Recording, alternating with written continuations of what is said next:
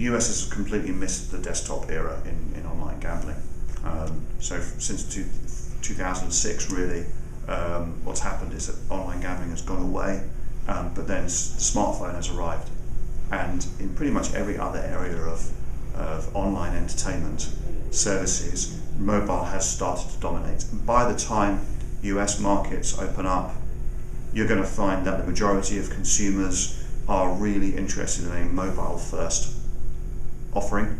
Yeah. They're not going to be attracted to anything that starts on the desktop.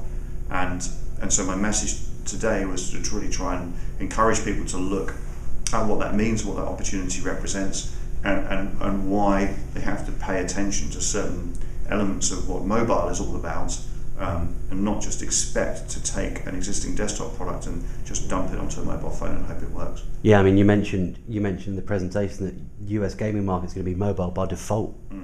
And one of the things that I took away, you were saying that because they're not going to be revamping desktop games, is a lot of considerations for the design of the games based around the mobile for the tablet or the different phone. Yeah, so the most important thing that we've learned about designing for mobile is that you have to pay attention to the way that the person actually just even picks up the phone, because they're used to using a device in a certain kind of way.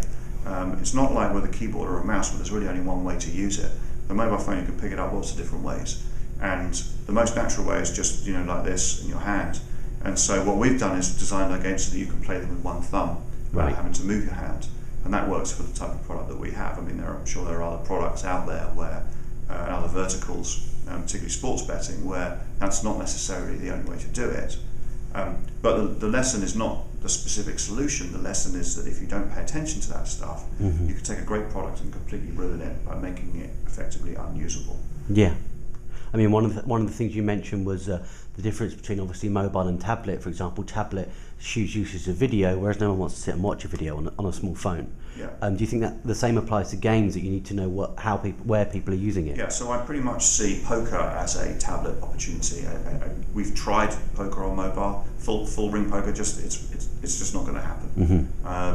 Whereas slots, for example, are a fabulous mobile experience because it's something you can pick up and you can play for a few minutes and put it down again, and it doesn't really cause you a problem. Whereas slots on a tablet isn't noticeably better or different.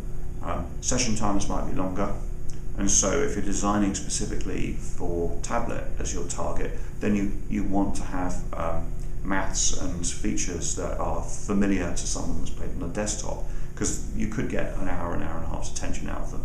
But if you're trying to do it on a mobile phone, you've got to cut all that stuff out. You make it a really quick experience that's fulfilling in its own right.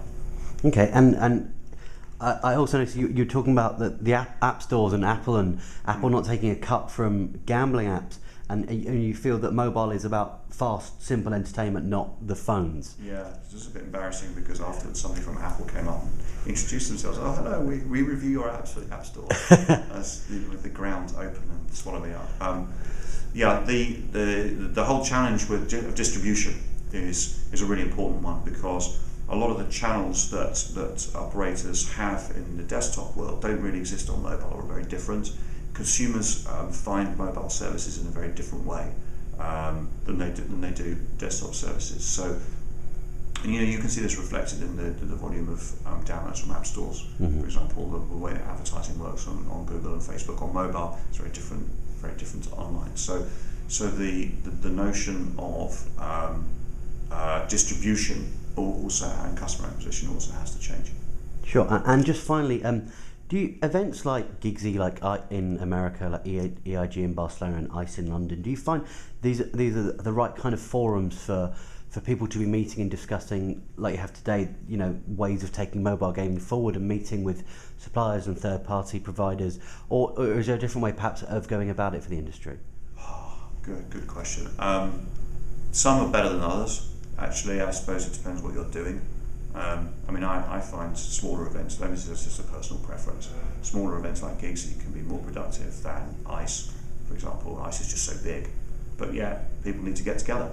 You can't do everything remotely, and you can't fly all around the world. And of course, what's happening to our industry is that it is becoming much more of a global proposition. You do have global giants in the supply chain, and you have operators working across borders. You have cross-jurisdictional issues, and so you've got people in different parts of the world with all sorts of different experience and things to offer, and we all need to be able to come together from time to time.